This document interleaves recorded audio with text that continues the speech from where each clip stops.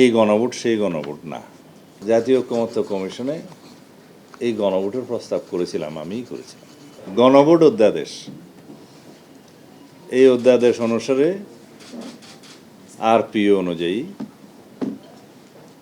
নির্বাচন কমিশন গণভোট অনুষ্ঠান করেছে একই ডেটে, আলাদা ব্যালট। সংবিধানের 142 অনুচ্ছেদ অনুসারে সাংবিধানিক যে গণভোট, এই গণভোট সেই গণভোট না।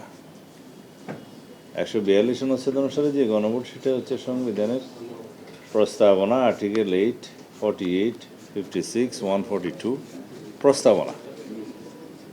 এই সমস্ত বিষয় আর্টিকেলগুলোতে যদি কোনো সংশোধনী আসে তাহলে রাষ্ট্রপতি এটা অনুমোদন করার আগে গণভোট দিতে হবে, সেই গণভোট। আমরা জাতীয় ঐকমত্য কমিশনে এই গণভোটের প্রস্তাব করেছিলাম, আমিই করেছিলাম। তখন আমরা বলেছিলাম জুলাই জাতীয় সনদ স্বাক্ষরিত হবে। সবাই যখন চাচ্ছে এর আইনগত ভিত্তি কি, আইনগত ভিত্তির জন্য আমরা আর কোনো উপায় দেখিনি। সবাই বলল এটা জনসম্মতি নেওয়া দরকার। আমরা বললাম নেওয়া যেতে পারে। তখন এই গণভোটের জন্য একটা অধ্যাদেশ করতে হয়েছে।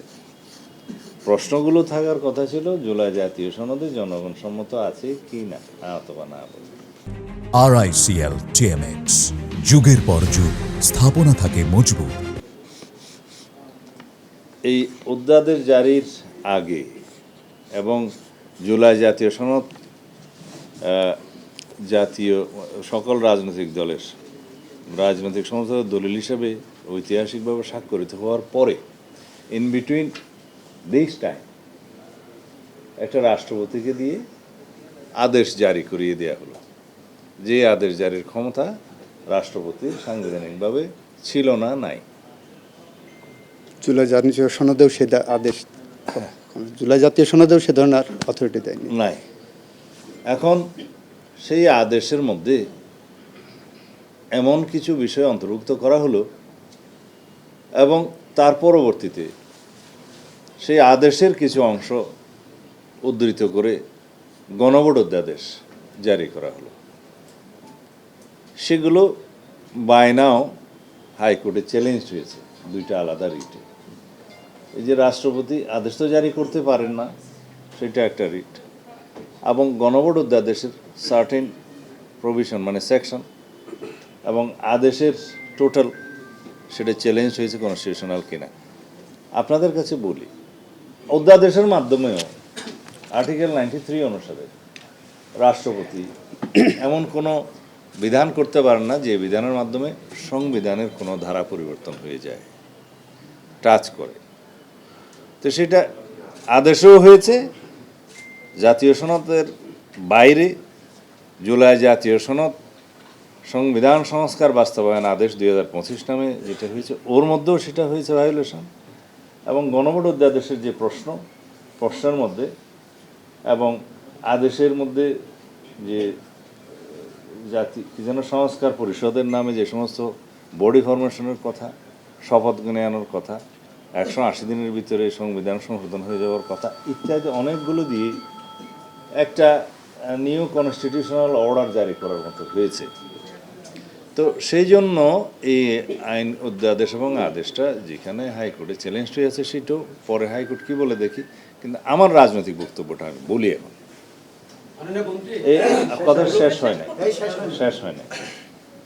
গণভোট অধ্যাদেশের অনুমূলে গণভোট অনুষ্ঠিত হয়েছে এবং গণভোটের বৈধতা প্রশ্ন সেটা যখন আমরা এই সরকারের মানে ইন্টারিম গভর্নমেন্টের সমস্ত বিষয়াবলী যখন আমরা লেজিটিমেসি দেব সাংবিধানিকভাবে চতুর্থ তফসিলে, তখন তাদের সমস্ত এই কর্মকাণ্ডগুলো বৈধতা পেয়ে যাবে। আর আইন হিসাবে বিল আকারে এটা কেন অনুমোদিত হয়নি, এই তো আপনাদের কথা। এটা তো ফ্যাক্টাম ব্যালট, এটা ঘটনাক্রমে সিদ্ধ। অধ্যাদেশ জারি হয়েছে, গণভোট অধ্যাদেশ, গণভোট অনুষ্ঠিত হয়েছে এবং সেটার বৈধতা আছে। এটার বিষয়ে নতুন করে আইন করে এটা নিয়ে আগামীতে তো এর উপরে কোনো গণভোট হবে না। ভবিষ্যতে যদি কোনো গণভোট করতেই হয়, আইদার সাংবিধানিক গণভোট হবে আর্টিকেল 142 অনুসারে, অথবা যদি সংবিধানের বাইরে, যেহেতু সংবিধানে এমন কিছু বলা নাই যে আর কোনো গণভোট কোনো বিষয়ে করতে পারবে না সরকার চাইলে, সুতরাং সেটা যদি করতে চায় অন্য কোনো বিষয়ে, সেটা আলাদা একটা আইন পাশ করতে হবে। সেই হিসাবে তখন একটা নতুন গণভোট যদি প্রয়োজন হয় হতে পারে। সুতরাং এইটা হুমকি দেওয়ার কোনো বিষয় নাই, এটার বৈধতা তো আছে, অবৈধতা বলছি না। এবং ওভারঅল সংবিধানের ৪র্থ তফসিলে যখন বিগত গভর্নমেন্টের সকল কর্মকাণ্ডকে কিছু একটা বাদে আর কি, দুই একটা বাদে বৈধতা দেয়া হবে, তখন সেটা লেজিটিমেট হয়ে যাবে। Everything covered by the 4th schedule হয়ে যাবে তখন। ধন্যবাদ।